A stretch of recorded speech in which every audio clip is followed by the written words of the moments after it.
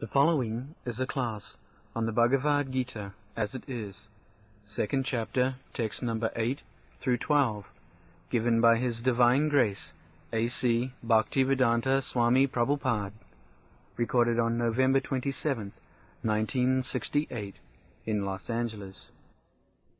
I can find no means to drive away this grief which is drawing up my senses. I will not even be able to destroy it if I win an unrivaled kingdom on the earth, with sovereignty like the demigods in heaven. Samjaya said, having spoken thus, Arjuna, chastiser of the enemies, told Krishna Govinda, I shall not fight, and fell silent. O descendant of Bharata, at that time Krishna, smiling in the midst of both the armies, spoke the following words to the grief-stricken Arjuna. The blessed Lord said, when we become very serious in a dangerous position, as if we are lost, but Krishna smiles. Sometimes we think this is called illusion. The same example, just a man in dreaming, crying, there is tiger, it is eating me. And the man who is asking, he is smiling. Where is the tiger? Where is the tiger? And this man is crying, tiger, tiger, tiger. Similarly, when we are very much perplexed, just like the politicians, they are sometimes perplexed in political situation and claiming, this is my land, my country. The other party also claiming, it is my land, my country, and they are fighting very gravely. Krishna smiles. What this nonsense of claiming my country, my land? It is my land and they are claiming my land and fighting. Actually, the land belongs to Krishna, but these people, under illusion, claiming, it is my land, it is my country, forgetting how long he shall belong to this country or this nation. That is called illusion. So, this is our position. Without understanding our real position, we are perplexed with these all worldly problems, which are all false. Janasya mohoyam ahamamami. Moho means illusion. This is illusion. Everyone is under this illusion. So one who is intelligent, if he can understand that this worldly position is simply illusion, all the thoughts which I have concocted based on the principle of I and my, this is all illusion. So when one is intelligent, to get out of the illusion, he surrenders to a spiritual master. That is being exemplified by Arjuna. When he is too much perplexed, he was talking with Krishna's friend, but he saw that this friendly talking will not solve my question, and he selected Krishna because he knew the value of Krishna. At least he ought to have known his friend. And he knows that Krishna is accepted, although he is acting as my friend, but by great authority Krishna is accepted as the Supreme Personality of Godhead. That was known to him. So, he said that I am so much puzzled that I cannot understand, even accepting that I shall be victorious in this battle, still I shall not be happy. What to speak of being victorious of this planet? If I become the king of all other planets, or if I become a demigod in the higher planetary system, still this distress cannot be mitigated. Verse 11. The Blessed Lord said, while speaking learned words, you are mourning for what is not worthy of grief. Those who are wise lament neither for the living nor the dead. Purport. The Lord at once took the position of the teacher and chastised the student, calling him indirectly a fool. The Lord said, you are talking like a learned man, but you do not know that one who is learned, one who knows what is body and what is soul, does not lament for any stage of the body, neither in the living nor in the dead condition.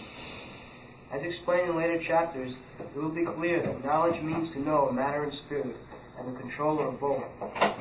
Arjuna argued that religious principles should be given more importance than politics or sociology, but he did not know that knowledge of matter, soul, and the supreme is more important than religious formularies. And because he was lacking in that knowledge, he should not have posed himself as a very learned man. As he did not happen to be a very learned man, he was consequently lamenting for something which is unworthy of lamentation. The body is born and is destined to be vanquished today or tomorrow.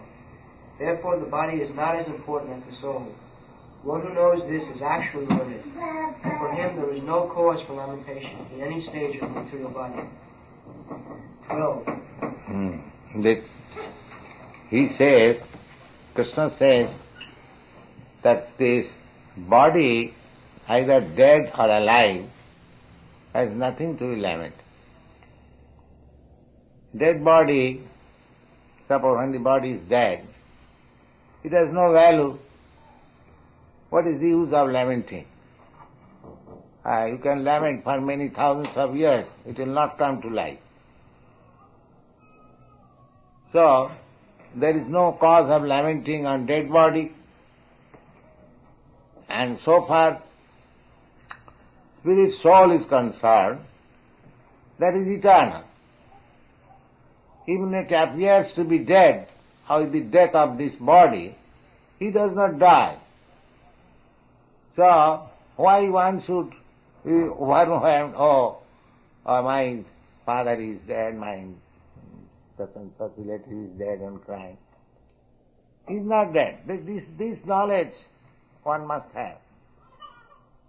Then he will be cheerful in all cases, and he will be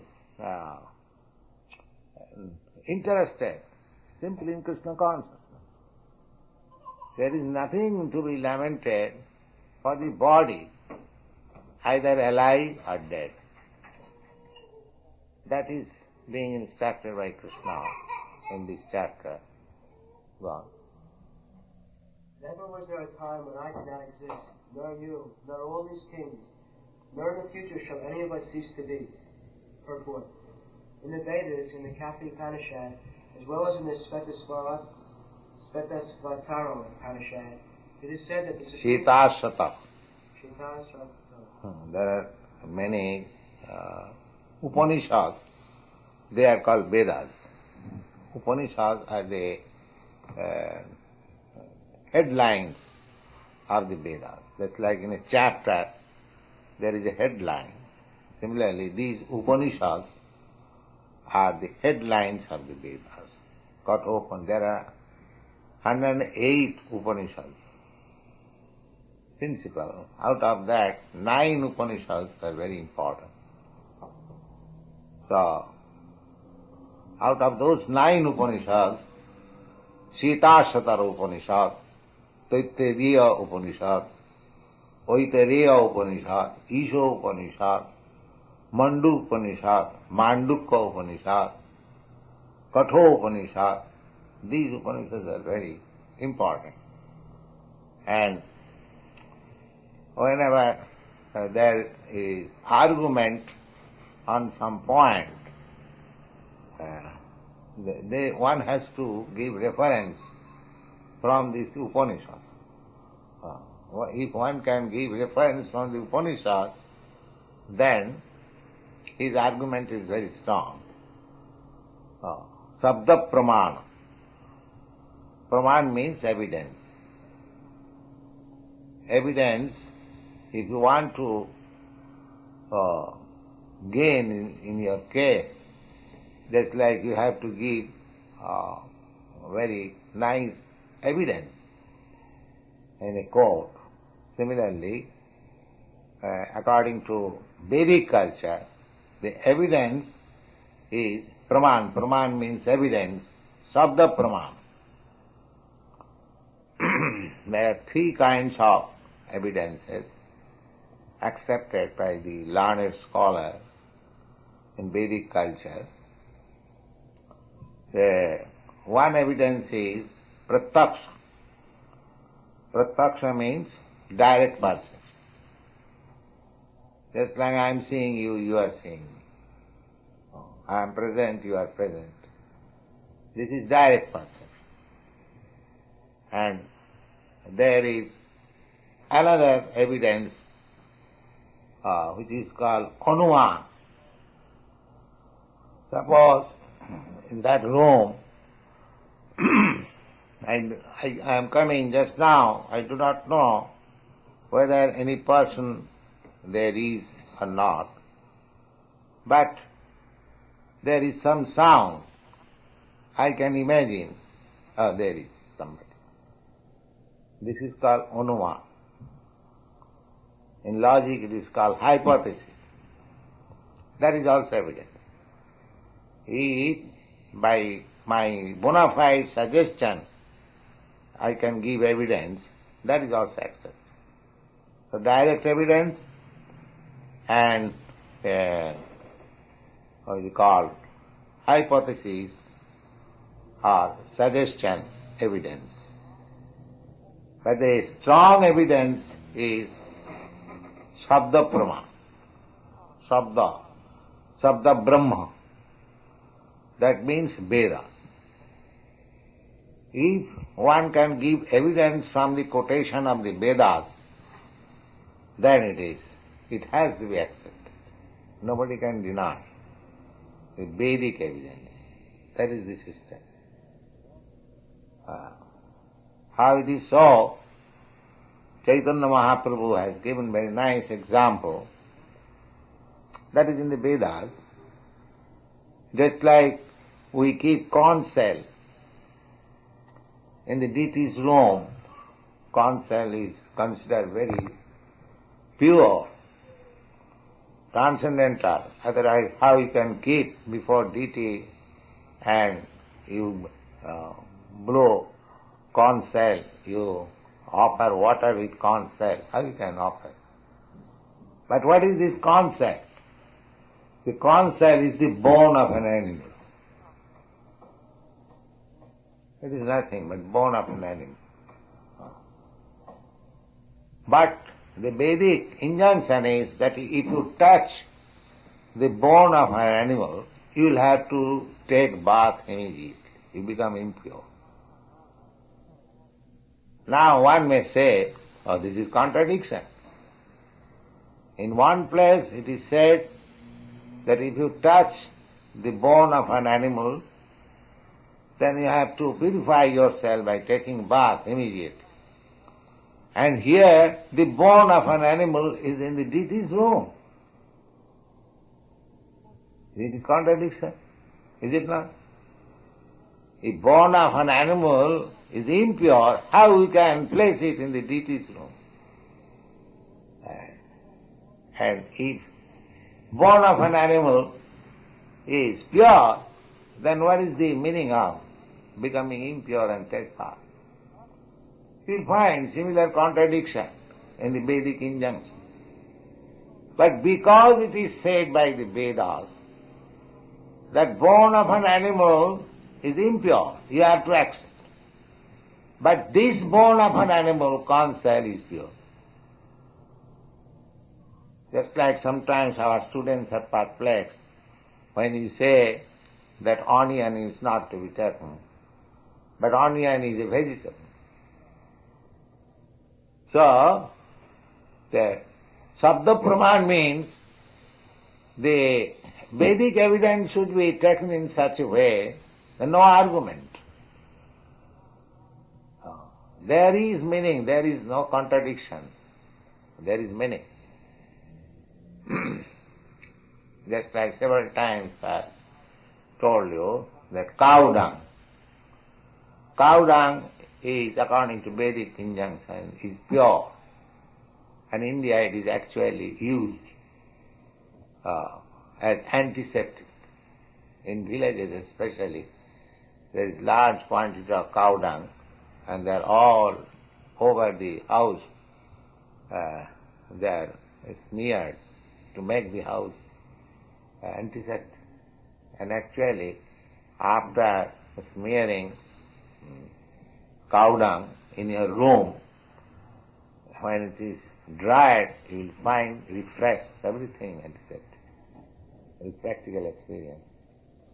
And one doctor, Ghosal, a great chemist, he examined cow dung. So why cow dung is so much important in the Vedic literature? He found that cow dung contains all the antiseptic properties. In Ayurveda, cow dung dried and burnt into ashes is used as tooth powder. It is very antiseptic tooth powder. Similarly, there are many things, many injunctions in the Vedas which may apparently appear as contradiction, but they are not contradiction. They are on experience, on transcendental experience. Just like a father says to his child that, my dear child, you take this food. It is very nice. And the child takes it, believing the father, authority. The father says, the child knows that my father, he is confident that my father will never give me anything which is poison. Therefore he accepts it blindly, without any reason, without any analysis of the food, whether it is pure or impure. You have to believe in such a way. You go to a hotel, because it is licensed by the government, you have to believe when you take foodstuff there, it is nice, it is pure, or it is antiseptic, or it is... But how do you know it? The authority. Because this hotel is authorized by the government, it has got license, therefore you believe. Similarly, Sabda Praman means as soon as there is evidence in the Vedic literature, this is this, you have to accept. Then your knowledge is perfect, because you are accepting things from the perfect source. Similarly, Krishna is accepted as the Supreme Personality of Godhead. Whatever he says, it is all right. Accept. Arjuna said at last, Sarvamaitam Ritangamanne. My dear Krishna, whatever you say, I accept it. That should be our principle. Why should we bother about researching when the evidence is there from the authority? To save time, to save trouble, one has to accept the authority, actual authority. This is the Vedic process. And therefore Veda says, Tadvijnanatham sa gurumeva vigachet. Tadvijnanatham, in order to learn that transcendental science, one has to accept gurumeva. Certainly, one must. Otherwise there is no possibility. Therefore, Krishna is accepted here as the spiritual master of Arjuna, and as the spiritual master or father or teacher has got right to chastise his son or disciple. A son is never dissatisfied when father chastises him. That is the etiquette and everywhere. Even the father is sometimes violent, the child or the son tolerates. The typical example is Prahlad Maharaj. Innocent child, Krishna consciousness child, but his father tortures. He never says anything. All right. Similarly, Krishna, just after taking the position of the spiritual master, is designating Arjuna as a grand fool. Just like Chaitanya Mahaprabhu also said that my spiritual master found me a great fool. Was Chaitanya Mahaprabhu a fool? And can it be possible that anyone can become the spiritual master of Chaitanya Mahaprabhu? Both things are impossible. Chaitanya Mahaprabhu, even not accepting him as incarnation of Krishna, he simply accepts him as ordinary scholar or man. There was no comparison of his scholarship. But he says that my spiritual master found me a great fool. What is that meaning? That a person, even in my position, always remains a fool before his spiritual master. That is good for him. Nobody should impose that what you know, I know better than you. This position is not denied. And other point is, from the disciple's point of view, why he should remain always a fool before a person unless he is actually authorized, actually so great that he can teach me as a fool. One should select a spiritual master in that way, and as soon as the spiritual master is selected, one should remain always a fool, although he may not be a fool, but the better position is like that. So, Arjuna, instead of remaining on the same level as friend and friend, voluntarily accepting to remain a fool before Krishna. And Krishna is accepting that you are a fool. You are talking just like a learned man, but you are a fool because you are lamenting on a matter which no learned man laments. That means a fool laments that you are a fool. Therefore you are a fool. It is in a roundabout way, just like what is called in logic is a parenthesis or something like that. Called. Yes, that if I say that you look like that person who stole my watch, that means you look like a thief. Similarly, Krishna, in a roundabout way, says that, my dear Arjuna, you are talking just like a learned man, but you are lamenting on a subject matter which no learned man laments. Go on. In the Svetashvatara Upanishad, it is said that the Supreme Personality of Godhead is the maintainer of innumerable living entities in terms of their different situations, according to the individual work and the reaction to work. That Supreme Personality of Godhead is also by his plenary portions, alive in the heart of every living entity. Only saintly persons who can see, within and without, the same Supreme Personality of Godhead can actually attain to a perfect peace eternal. The same Vedic truth enumerated herein is given to Arjuna, and in that connection to all persons in the world who pose themselves as very learned, but actually have but a poor fund of knowledge. The Lord says clearly that he himself, Arjuna, and all the kings who are assembled in the battlefield are eternally individual beings, and that the Lord is eternally the maintainer of the individual living entities. What is the original verse?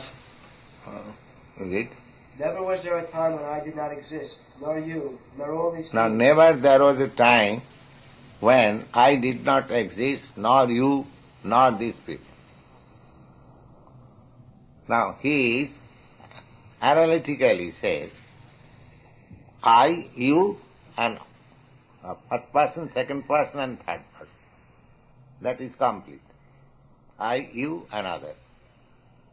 So, Krishna says, never there was a time when I, you, and all these persons who have assembled in this battlefield did not exist. That means, in the past, I, you, and all of them, they individually existed. Individually. The Mayavadi theory is that the ultimate spirit is impersonal. Then how Krishna can say that never there was a time when I, you, and all these persons never existed? That means I existed as individual, you existed as individual, and all these persons who are before us, they also existed as individuals. Never there was a time. Now, what is your answer, Dinda? Krishna says, never we were mixed up. We are all individuals.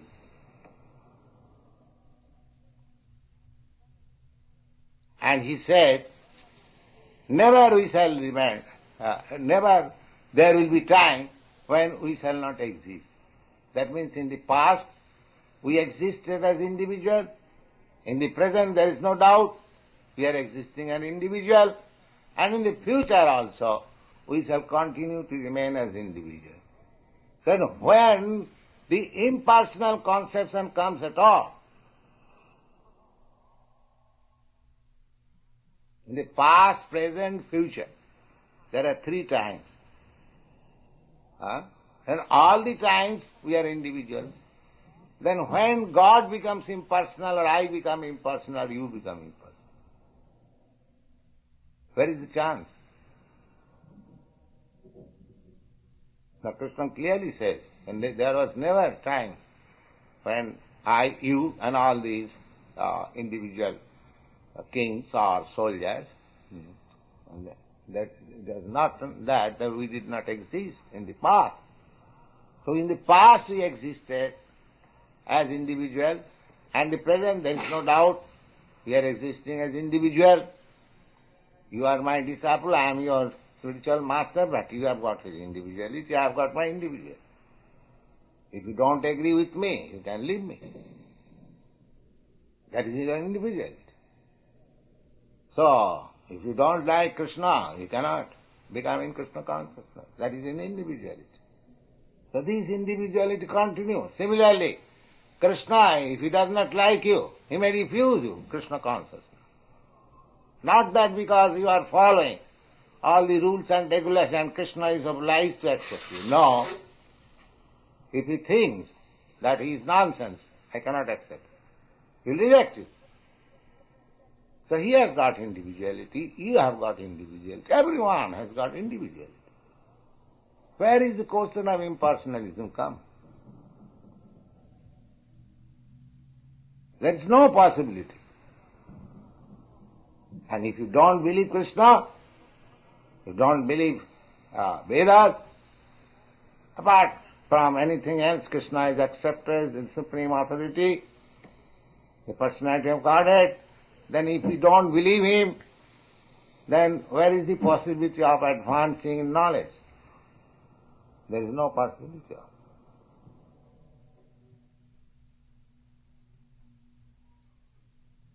So there is no question of individuality. This is the statement of authority. Now, apart from statement of authority, you have to apply your reasons and arguments. Oh. Can you say anywhere there is agreement between two parties? No. Go study in the state, or in the family, in the community, in the nation. There is no agreement. Even in the assembly, even in your country. Suppose there is Senate. Everyone has got country's interest, but he is thinking in his individual way. One is thinking that my country's welfare will be in this line. Otherwise, why there is competition during election of president? Everyone is saying that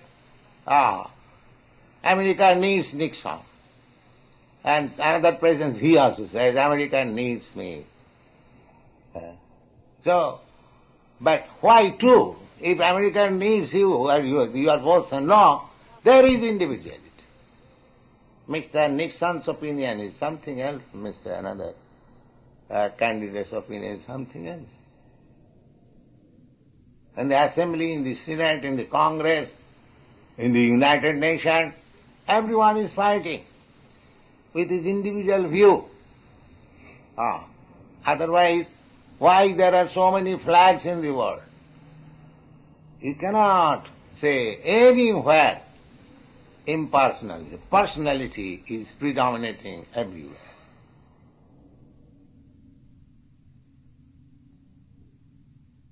Everywhere. The personality, individuality is predominant. So, we have to accept. We have to apply our reasons, arguments, and accept the authority. Then the question is solved. Otherwise it is difficult. The Supreme Personality of Godhead is the Supreme Individual Person. And Arjuna, the Lord's eternal associate, and all the kings assembled there are individual, eternal persons. It is not that they did not exist as individuals in the past, and it is not that they will not exist, they will not remain as eternal persons. Their individuality existed in the past, and their individuality will continue in the future without interruption. Therefore, there is no cause for lamentation for anyone of the individual living entities. The Mayavadi, or impersonal theory, that after liberation the individual soul, separated by the covering of Maya or illusion, will merge into the impersonal Brahman without individual existence. Now, the Mayavadi says that this individuality is Maya. So, their conception is that spirit, the whole spirit is a lump. Their theory is Ghatakas Patakas. Ghatakas Patakas means just like sky. The sky is an expanse, an impersonal expanse. So, in a pot, in a water pot, in a pitcher that is closed, now within the pitcher there is also sky, a small sky. Now as soon as the pitcher is broken, the outside the bigger sky and a small sky within the pitcher mixes. That is Mayavadi. But this analogy cannot be applied. Analogy means points of similarity. That is the law of analogy. The sky cannot be compared. The small sky within the pitcher cannot be compared with a living entity. It is material. Matter. Sky is matter. And individual living entity is spirit. So, how you can say, that's like a small ant. It is spirit, soul. It has got its individuality. But a big dead stone, hill and mountain, it has no individuality. So matter has no individuality. The spirit has individuality. So if the points of similarity differ, then there is no analogy. That is the law of analogy. So you cannot analogize with matter and spirit. Therefore this analogy is fallacious. The ghatakas patakas. Then another evidence is in the Bhagavad Gita. Krishna says that mamaivangsha jiva bhuta. These individual souls, they are my part and parcel. Jiva loke sanatana. And they are eternal. That means eternally they are part and parcel. Then when, how this Mayavad theory can be supported, that due to Maya, being covered by Maya, they are now appearing individual, separate, but when the covering of Maya will be taken away, they will mix up, just like the small sky within the pitcher and the big sky outside mixes. So this analogy is fallacious from logical point of view as well as from authentic Vedic point of view. They are eternally fragments. And there are many other evidences from Bhagavad Gita. The Bhagavad Gita says that a spirit cannot be fragmented. So, if you say that by covering of Maya, the spirit has become fragment, and that is not possible. It cannot be cut. Just like if you cut one big piece of paper into small fragments, it is possible because it is matter. But spiritually, it is not possible.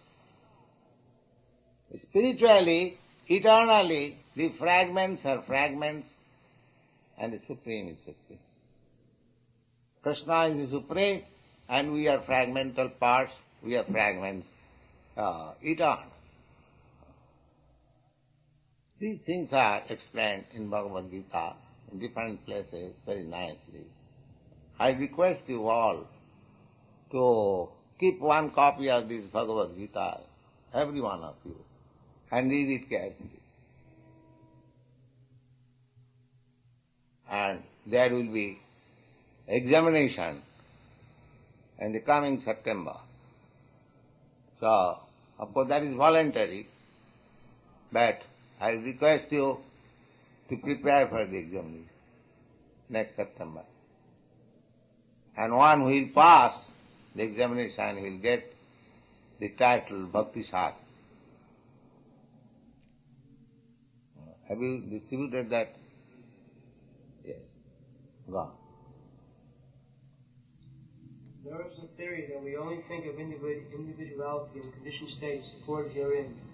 Krishna clearly says that in the future also, the individuality of the Lord and others, as it is... Krishna never says that after liberation, these individual souls will mix up with the Supreme Soul. Krishna never says in the Bhagavad Gita.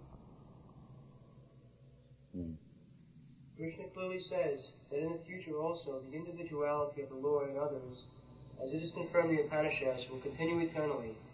This statement of Krishna is authoritative. Yes, Upanishad says, Nitya Nityanam. Now, Nitya means eternal.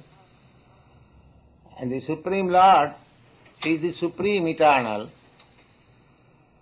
and we, individual souls, we are also many eternal. So he is the leader eternal. Eko bahuna, how he is leader? Eko bahunam vidadhati kaman, that one singular number eternal person, he is supplying all the needs of other eternal. These things are clearly said in the Vedas. And actually, we are experiencing, just like in Christian theology, the individual goes to the church and prays God, give us our daily bread. Why? He is asking God. Of course, this atheist class of men are now teaching them, where is bread? You are going to church. You come to us, we shall supply you bread. So, this Vedic thought is there also. The Veda says, Eka bahunam vidadati kama. That Supreme One, Eternal, is supplying, is maintaining all other individuals, eternal. And Bible also enjoins that you go ask for your bread to God. Unless God is maintainer and supplier, why this injunction is there? Therefore he is the leader, he is the maintainer. And the Vedas clearly says, this is the position, he is the supreme. And by knowing this, one can become in peace. That is the Vedic injunction. The statement of Krishna is authoritative because Krishna cannot be subject to illusion. If individuality... Yes, if the Mayavadi philosopher says that this statement of Krishna is in Maya, that he says that everyone was individual in the past. No, in the past everyone was one, lump sum, homogeneous. And by Maya, we have become individual. If the Mayavadi says like that, then Krishna becomes one of the conditioned soul. He does not, he loses his authority. Because conditioned soul cannot give you the truth. I am conditioned soul, I cannot say something which is absolute. So Krishna is accepted as the absolute. So if the Mayavadi theory is accepted, then Krishna's theory has to be rejected. If Krishna is rejected, then there is no need of reading Krishna's book, Bhagavad Gita. It is useless, waste of time. He is a conditioned soul like us. Because we cannot take any instruction from a conditioned soul. The spiritual master, even if you take that he is conditioned soul, but he does not speak anything from his own side. He speaks from Krishna's side. So, unless, the Vedic principle is that unless one is not liberated from the material condition, he cannot give us any perfect knowledge. The conditioned soul, however he may be academically advanced, educated, he cannot give us any perfect knowledge. Only one who is above the condition of these material laws, he can give us the perfect knowledge. Similarly, Shankaracharya, he is also impersonalist, but he accepts Krishna, the supreme authority. So Bhagavan, Swayam Krishna. Krishna is that supreme personality of Godhead. The modern Mayavadi philosophers, they do not disclose this statement of Shankaracharya to cheat people. But Shankaracharya's statement is there, we can give evidence. He accepts Krishna as the supreme authority. He has written so many nice poems praising or worshipping Krishna. And at the last time he says, Bhaja Govindam, Bhaja Govindam, Bhaja Govindam Mudo Mate. You rascal fools. You have, depending on grammar to understand, this is all nonsense. Bhaja Govindam. Just worship Govind. Bhaja Govindam, Bhaja Govindam. 3 times he says. Just worship Govinda. Bhaja Govindam, Bhaja Govindam, Bhaja Govindam. Just like Chaitanya Mahaprabhu says 3 times, Hare Nama, Hare Nama, Hare Nama. 3 times means giving too much stress. Just like we sometimes say, do this, do this, do this. That means no more denial. Finish. All stress. So as soon as one thing is 3 times stress, that means final. So Sankaracharya says, Bhaja Govindam, Bhaja Govindam, Bhaja Govindam Mudhamate. Mudha, I several times explained, Mudha means rascal, ass. You are depending on your grammatical understanding. Do king karane. Do king. These are grammatical affix and prefix. Prakaram. So you are depending on this verbal root, that verbal root, and creating, interpreting your meaning in a different way. All this is nonsense. This duking karnane, your grammatical jugglery of words will not save you at the time of death. You rascal, you just worship Govinda, Govinda, Govinda.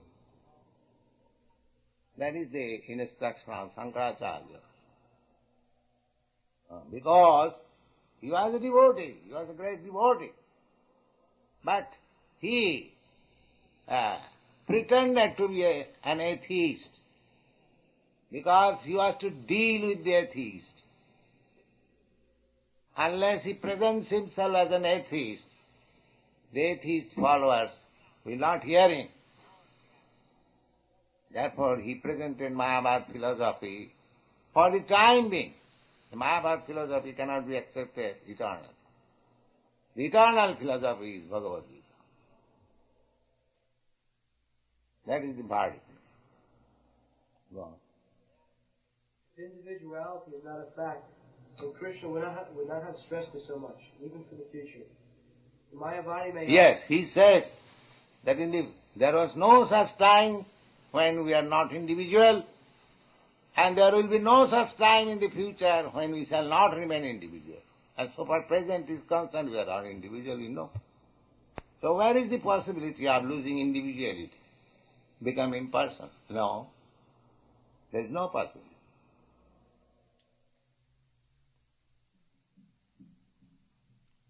This voidism, impersonalism, their artificial way of negating the perplexing variegatedness of this material existence. That is the negative side only. That is not a positive side. The positive side is that, as Krishna says, Tattadeham punarjanmanaiti mameti kante. After giving up this material tabernacle, one comes to me.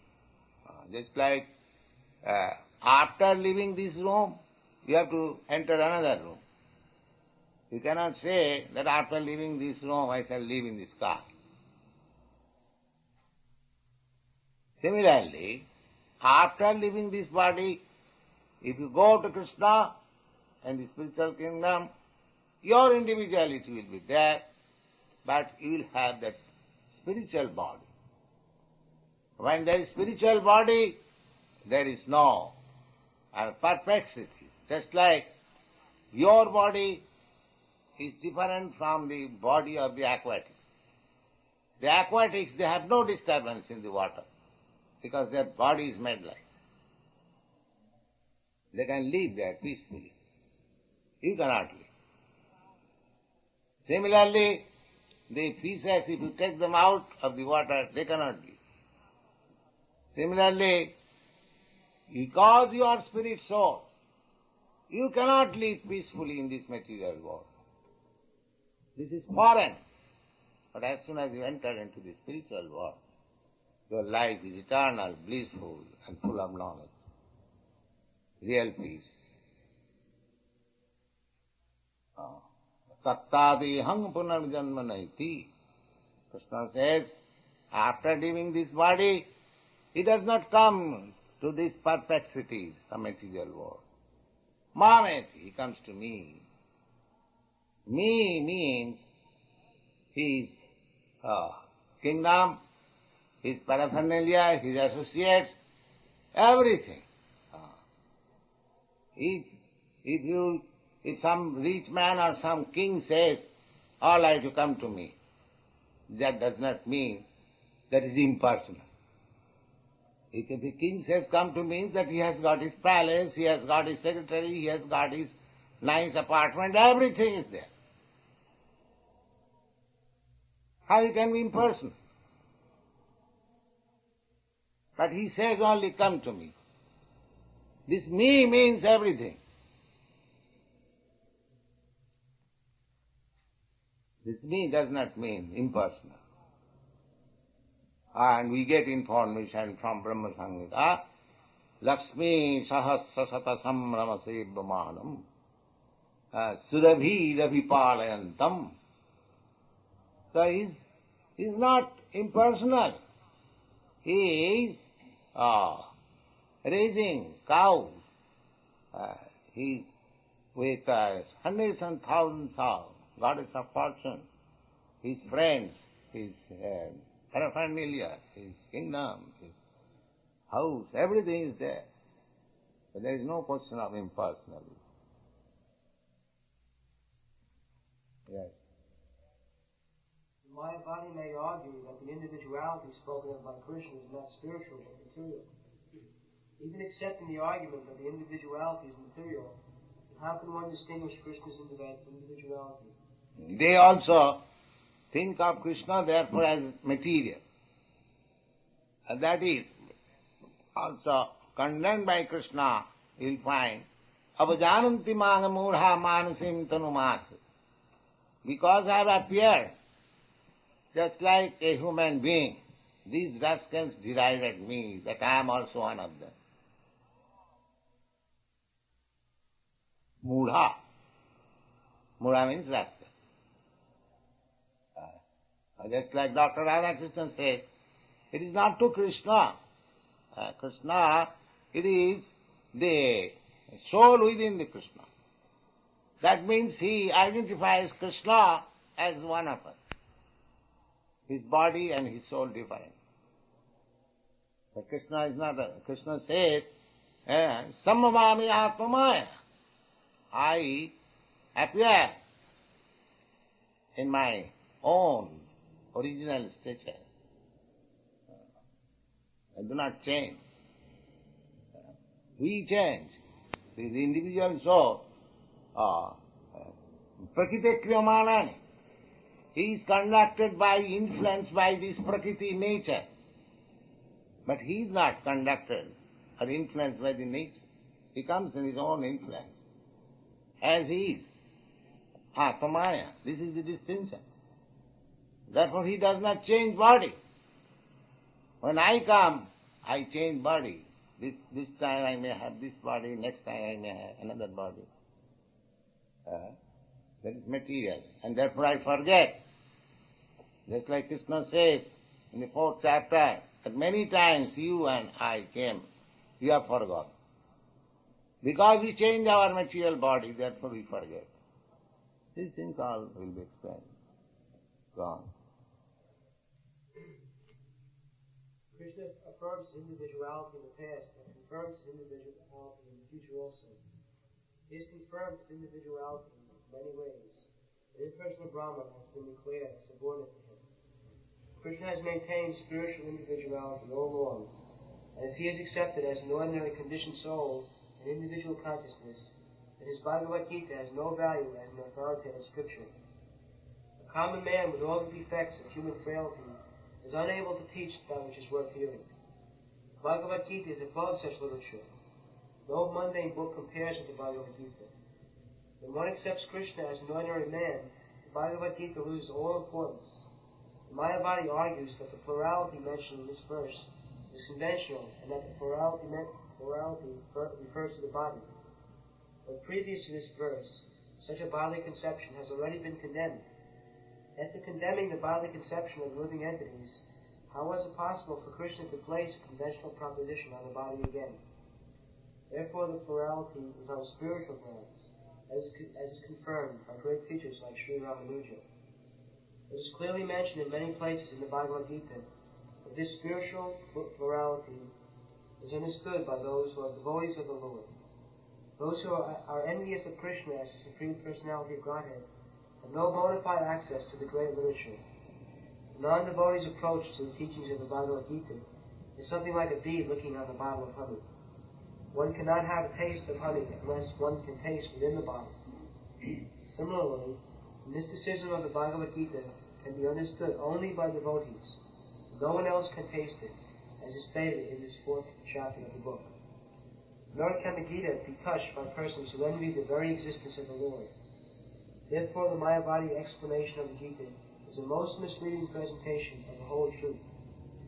Lord Chaitanya has forbidden us to read commentaries made by the Mayavadi. Yes, Lord Chaitanya has clearly said, Mayavadi bhasya sunile hoy sadvanas.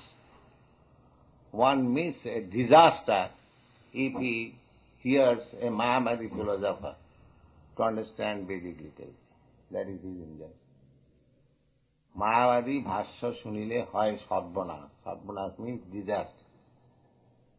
It is actually disaster. Mayavadi bhasya, Mayavadi commentary is simply try the individual spiritual spark that you are the Supreme.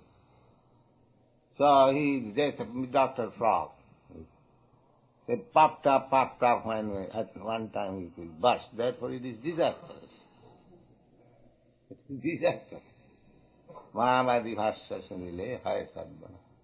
So, finished? Therefore, the Mayavadi explanation of the Gita is a most misleading presentation of the whole truth.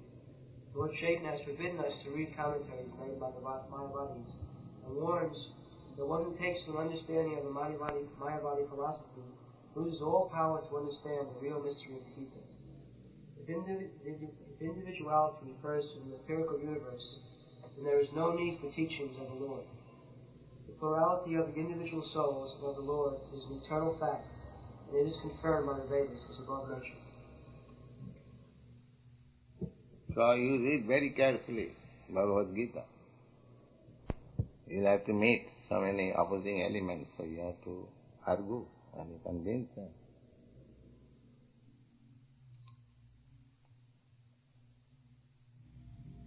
I read somewhere in your writings that in order to understand the confidential affairs of Radha and Krishna, one must serve the gopis, or a servant of the gopis. And I assume that you were a servant of the gopis. Is that correct? Or how do I serve the servants of the gopis? Gopis, they are not conditioned souls.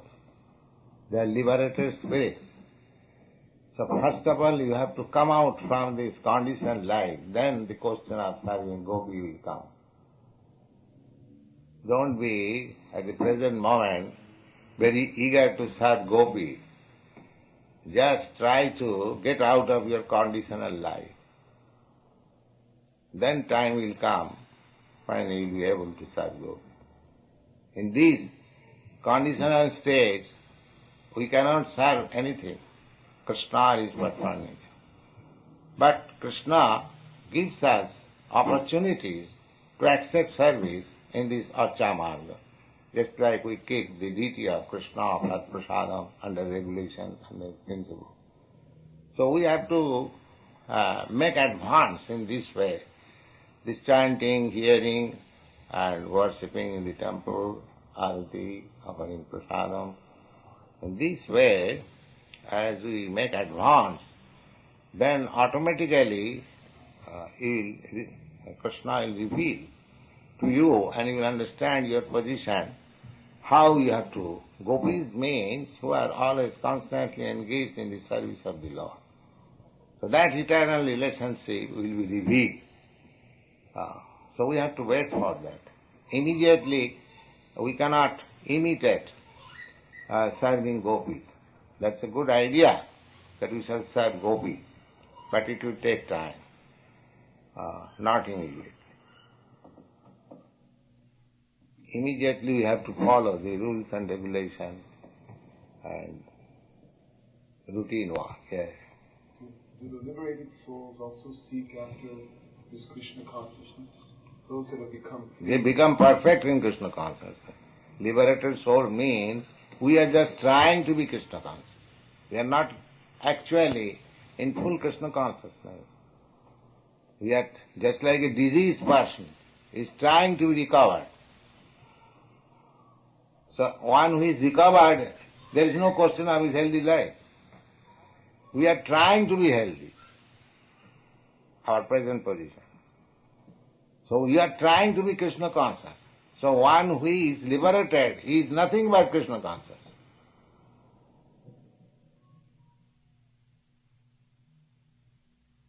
You follow? Yes. Krishna consciousness is the perfection of life. So we are trying to reach that platform of perfection by regulative principle. But when we are actually on the platform, there is nothing but Krishna consciousness. That is the perfection of life.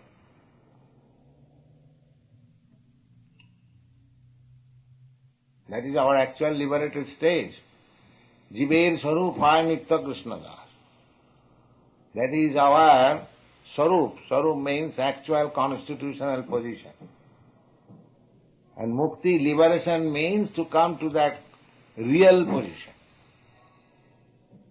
Just like healthy life means to come to the normal life from the disease stage. That is healthy life and normal life.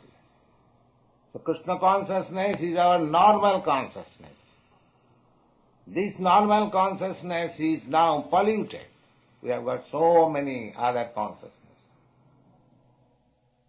So this is an attempt to get out of all, I would say, infected consciousness, come to the real stage of pure Krishna consciousness.